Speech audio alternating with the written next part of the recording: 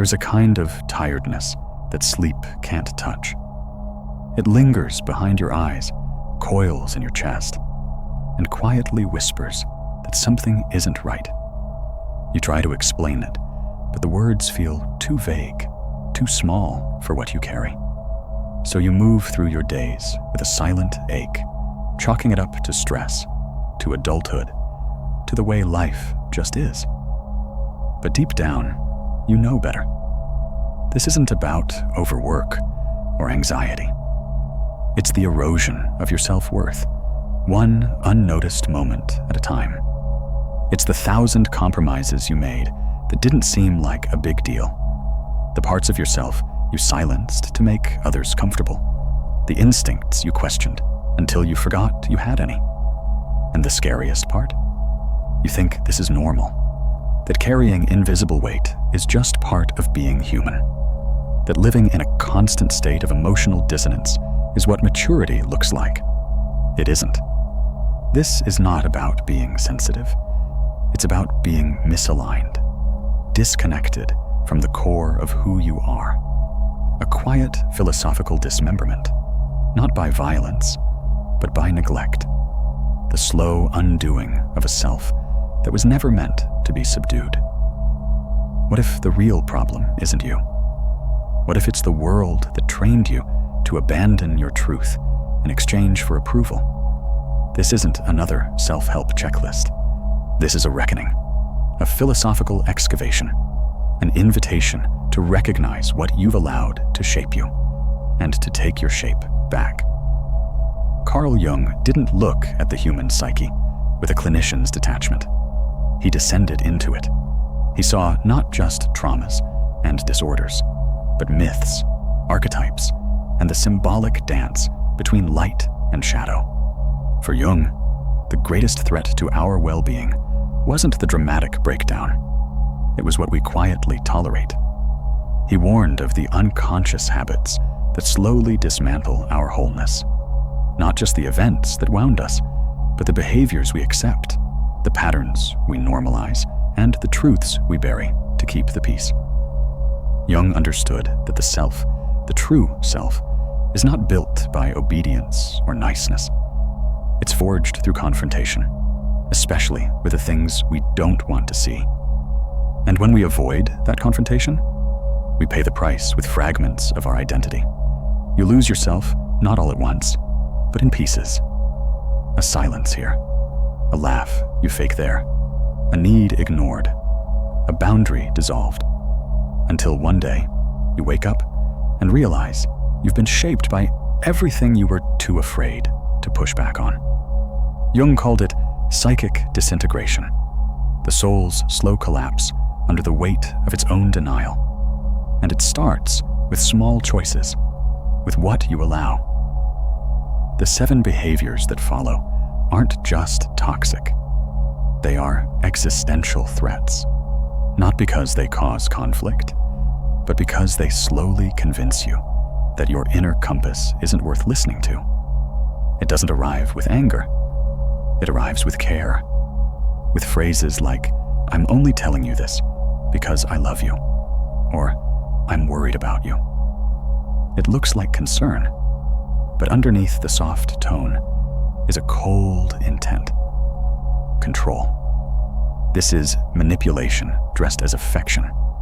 It makes you second-guess your decisions, your reactions, even your emotions. You begin to wonder if you're overreacting, if you're the one being difficult. But what's really happening is that your inner world is being edited for someone else's comfort. The mask of concern is one of the most insidious forms of emotional control. Because it doesn't need to be cruel to be coercive. It just needs you to doubt yourself. And once that seed is planted, it grows. You start asking for permission to feel. You apologize for your boundaries. You shrink. And the worst part, you call it love. You convince yourself that being shaped is a form of being supported. But love doesn't need to manipulate. It doesn't have to manage you to stay close. Jung understood that true connection only happens between whole selves.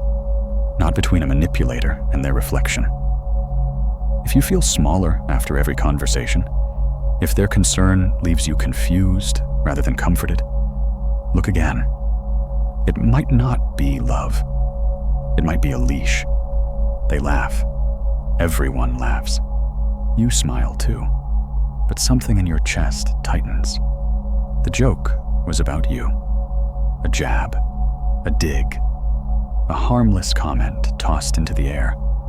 You want to say something, but you'd be ruining the mood, so you stay quiet. This is mockery dressed as humor, and it's a form of psychological violence. Subtle, repeated, normalized.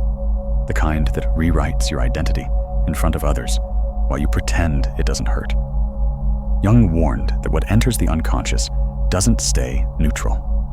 Repetition turns jest into belief. When people laugh at you often enough, even you start to believe that you are laughable. Humor, when used to mask cruelty, becomes a scalpel. It slices without drawing visible blood. It allows the aggressor to hide behind, "I was just joking," while making you feel weak for not being able to take it. But you are not a prop. Your dignity isn't a punchline, and your silence is not consent. Those who mock often do so from a place of insecurity. They project their fear of insignificance by diminishing yours. They call it teasing. But deep down, they fear that without someone to belittle, they'll be seen as small themselves. You are not required to be the target of other people's shadows. The moment you start laughing with them, instead of standing for yourself, you begin to lose your shape. You remember the moment, the way they said it, the way it made you feel. But when you bring it up, they deny it. Or worse, they tell you that you misunderstood, that you're imagining things. And suddenly, your memory feels like quicksand. This is gaslighting, a quiet war against your perception of reality. It doesn't explode. It seeps in. One denied truth at a time, until you begin to question not just what happened, but whether you can trust your own mind. Carl Jung spoke of the self as a delicate balance between inner and outer worlds. When someone constantly rewrites your experiences, that balance breaks. You start deferring to their version of reality, abandoning your own. Gaslighting doesn't just distort truth. It fractures identity. Because when your reality is repeatedly denied, you learn to mute your instincts. You betray your inner compass in favor of external approval. And that betrayal, it changes you. The psychological cost is profound. It's not just confusion, it's fragmentation. A self that no longer knows where it stands. A person so tangled in someone else's narrative that they forget their own. To wake up from gaslighting is to reclaim your right to know what you felt, what you saw, what you lived. You don't need permission to believe yourself. You open up. You try to explain what hurt you. And what you get back is a shrug, a sigh, or worse, a dismissal. You're overreacting. Don't be so sensitive. Why are you always so emotional? This is emotional discarding. It's the art of just making your feelings seem invalid simply because they're inconvenient. It teaches you that your inner world doesn't matter unless it aligns with someone else's comfort.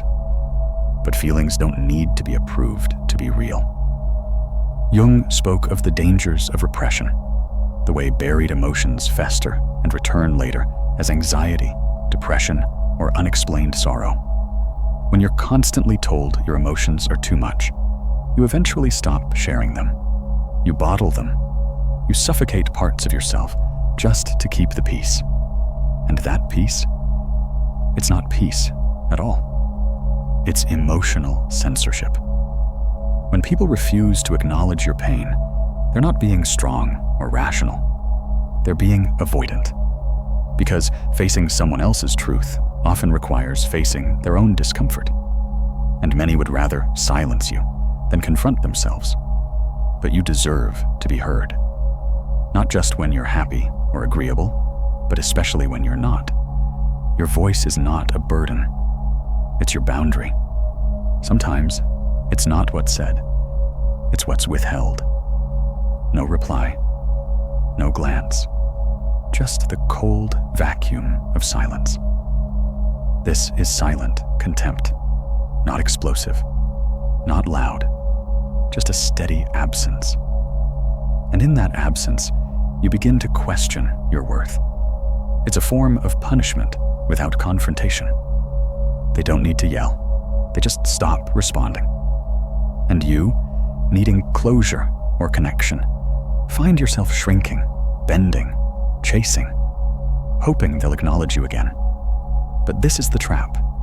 The more you chase, the smaller you feel. And soon, you internalize the message. You don't matter unless they say so. Jung recognized that emotional neglect creates psychic isolation, not just loneliness, but a sense of erasure, as if your presence has become invisible, irrelevant. This form of contempt is devastating because it's surgical. It doesn't bruise the skin. It hollows the spirit. It makes you feel like a ghost in your own life, walking on eggshells, waiting for signs of validation that never come. If someone weaponizes their silence, it's not your job to earn their voice. It's your cue to reclaim your own. Your existence isn't contingent on someone else's acknowledgement. You are not invisible. You're just standing in the wrong light. You've been praised for it, respected for it. The one who always puts others first, who gives without asking, who endures, smiles, and stays quiet for the sake of peace. They call it selflessness. But what if it's something else? What if it's erasure? This is the idol of sacrifice, the belief that the more you disappear, the more worthy you become. It's been wrapped in virtue, glorified in families, relationships, even culture. But behind that golden mask is a deep fracture, a life where your needs come last, or not at all. Jung warned of this. He saw how our desire to be loved can turn into a compulsion to please, to overextend, to merge into others until we lose the shape of our own soul. He called it a deviation from the self, the core of who we are, meant to be expressed, not buried. You tell yourself that sacrifice is love, but not all love is healthy. Not all giving is noble. Sometimes what you call love is just fear in disguise. Fear of rejection, abandonment, or disapproval. The world applauds your martyrdom. But when was the last time someone asked what you needed? When was the last time you did? There is a difference between generosity and self-abandonment. One feeds connection. The other hollows it. If you've made a life out of disappearing for others, this isn't balance. It's surrender. You are not here to vanish. You are here to live fully. At first, it seems like compromise. A small silence here, a forced smile there. But over time, you begin to bend in ways you can't unbend. You say yes when you mean no. You laugh at what hurts. You stay when every part of you wants to leave. This is the slowest form of self-betrayal. Choosing to be accepted over choosing to be whole. Jung called this psychic death. When you no longer stand for anything because you're afraid of standing alone. When being included becomes more important than being yourself. You tell yourself it's worth it. That connection requires sacrifice.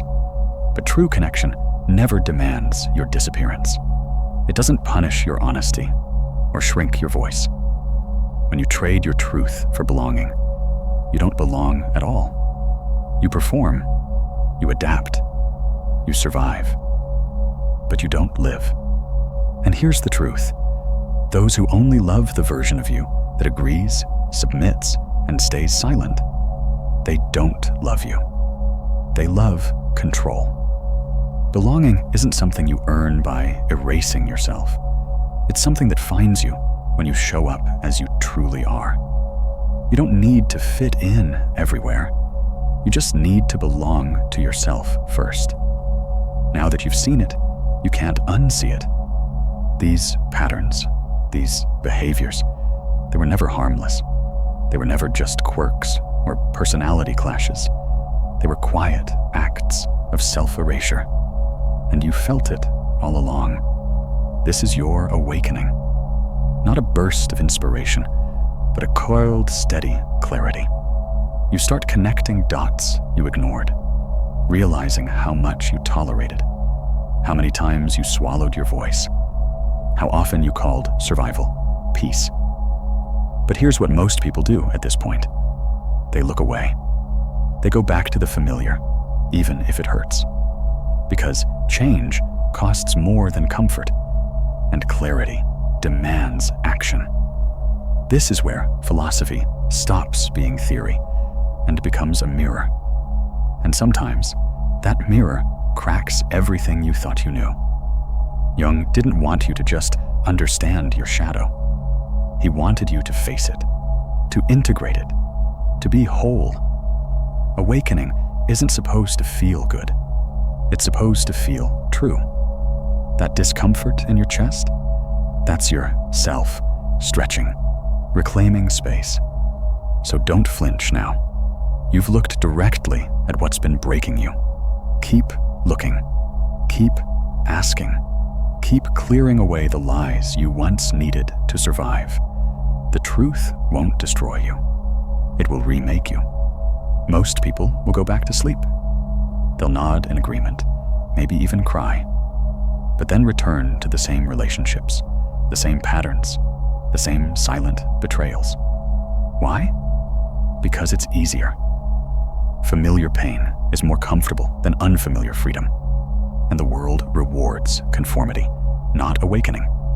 But if you've made it this far, if something in you is still burning, still restless, still aching for a different way, then you're not like most people. You're ready to choose. Jung taught that what we repress controls us, but what we confront transforms us. So here is the real question. Will you keep tolerating what quietly destroys you? Or will you take back yourself piece by piece? It will cost you people, roles, illusions. But everything you lose will be something that was costing you your soul. And what remains will be yours. Unshakable. Real. This is not about blaming others. It's about reclaiming responsibility, rebuilding boundaries, relearning trust, starting with yourself. Comfort is the enemy of clarity. But clarity is the beginning of freedom. So choose, not someday, now. Your shadow is not your enemy. It's your invitation to become whole. Let that be the start of everything.